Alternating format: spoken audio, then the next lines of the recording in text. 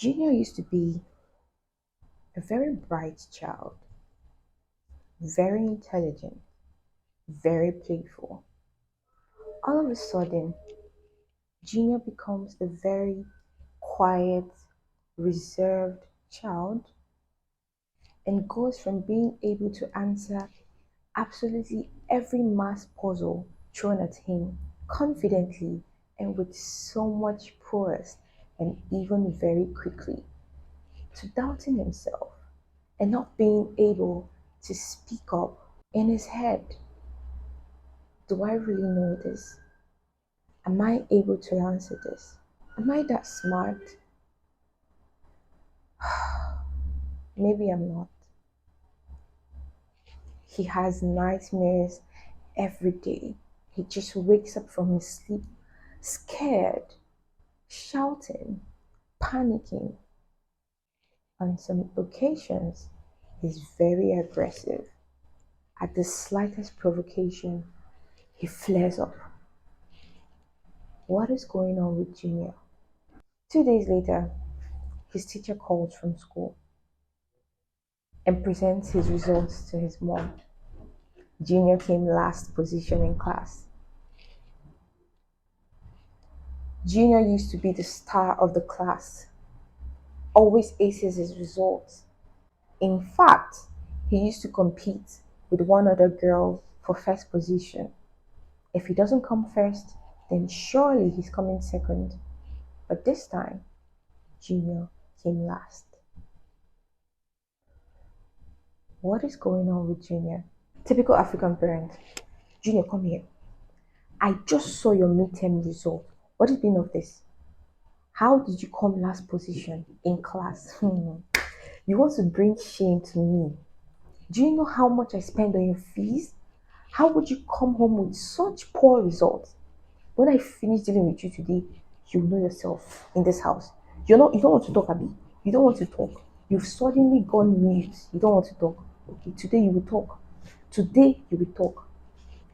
Starts lashing out at Junior, flogs him to the point where the boy almost collapses. Still, Junior won't say anything. Mother thinks to herself, okay, maybe this is a spiritual problem. My village people have finally had their way.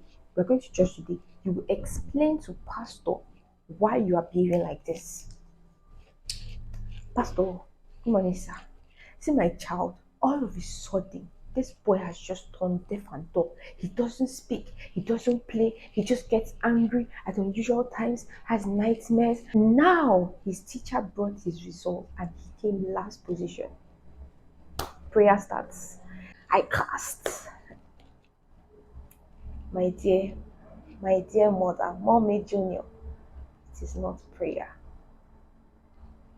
2 months ago, you left your son with the neighbors, and the neighbor's son bullied him, called him names, and even punched him severely. And not only that, he threatened to kill him if he speaks. Hello guys, what's up and welcome back to my channel. It's your Pinky Doctor here as always. If this is your first time on my channel, thank you so much for coming. My name is Emanuela and I'm a medical doctor. Today we've officially started a series on child abuse, and I want to point out several behavioral signs of a child that is undergoing trauma from abuse, physically or emotionally. Now, just like Junior, a lot of other children are experiencing such but are too scared to say anything because these abusers actually threaten them.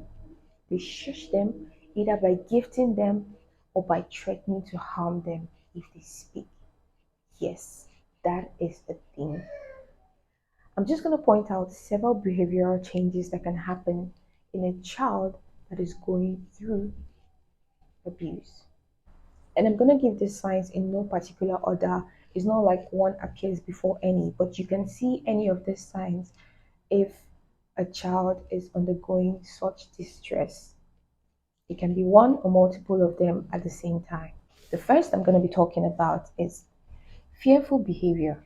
So the child suddenly starts having nightmares, screams out from their sleep, shouts, is always scared, like at the slightest thing. They're always threatened, they're always on their toes, like something's gonna happen. They're never at ease. The second behavioral change you can notice is sudden change in self confidence. Most times, after a series of um, abuse, maybe by bullying or talking down on a child, this child can start showing signs of inferiority complex. So, a child that used to be so confident in themselves, in their ability to do things, suddenly shies away and is scared, is not even sure that they are smart anymore, doesn't want to speak, is scared to fail, and series of that. Most times, a normal child is always very confident, right? They really do not know that they are not smart or anything like that, or they have issues. It is communicated. So when these children have been communicated that, who do you think you are? You think you are, you don't have sense, you, and everything like that, the child starts assimilating such words and feels like they are less of who they actually thought they were before. The third behavioral sign is school failure. And this is most times because they have flashbacks from the events, the incidents, or they are just having a lot to deal with. Abuse is no joke on the brain, especially. And children who have experienced series of this have a hard time coping with it and even have flashbacks of the events from time to time. This clouds their brain and makes it so hard and difficult to focus on schoolwork. They also can display extreme passive or aggressive behavior. So they're just uninterested in doing anything, and then sometimes they're just too aggressive at the slightest provocation. They flare up, and they act in ways that you don't understand. That could be a sign. The fourth behavior is being too affectionate to strangers or just withdrawing from social environment. They're not willing to socialize with children of their age, or they're too comfortable around strangers. This usually occurs if at home these children see um, physical violence or experience neglect. So no one is there for them, and they go out and strangers show them love and attention. So they tend to cling more to strangers than their own caregivers. Another sign is they develop big appetite. They want to eat, but they eat a lot. Of course, children, some children actually have, large appetite. But then if you notice that your child who didn't used to eat that much before starts eating a lot, it could be a sign. Or even the other extreme, stop eating, lose appetite for food, it could be a clear sign that something is wrong. Another sign is being afraid to go to school or a particular place.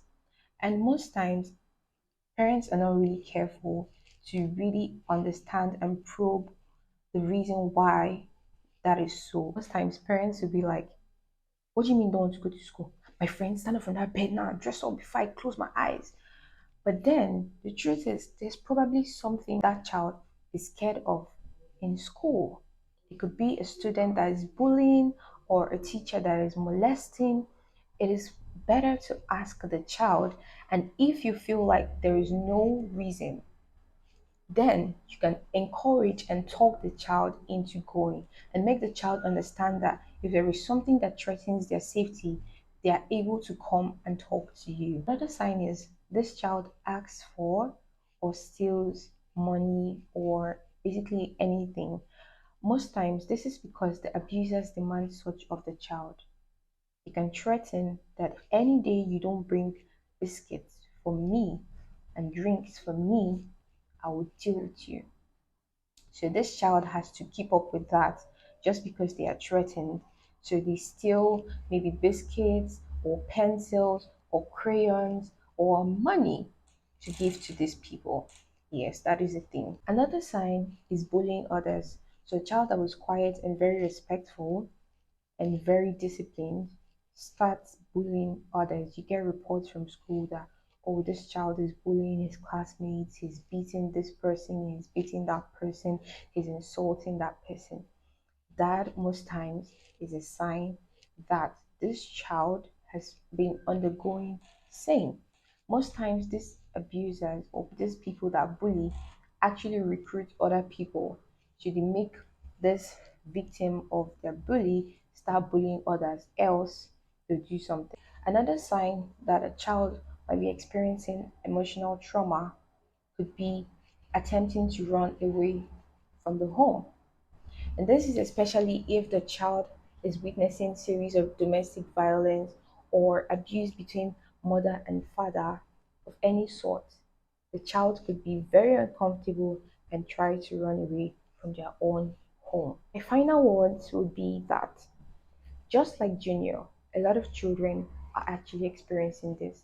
And I would advise parents to actually be more patient and understanding and try to build trust in your children to the point that they can come tell them whatever unusual things they're experiencing. Everything is not spiritual issue. Sometimes your child is just going through too much emotional stress that can be caused even by you, your disciplinary measures, and the way you talk to the child. I know that somehow, I really don't know where it came from. African parents feel like this is the best way to discipline a child. But no, patience and understanding can go a long way to make a difference. Thank you guys for watching. I hope you learned a thing or two. Abuse is real, and every childhood deserves to be protected. Till next time, I remain your Pinky Doctor. Thank you for watching. Bye.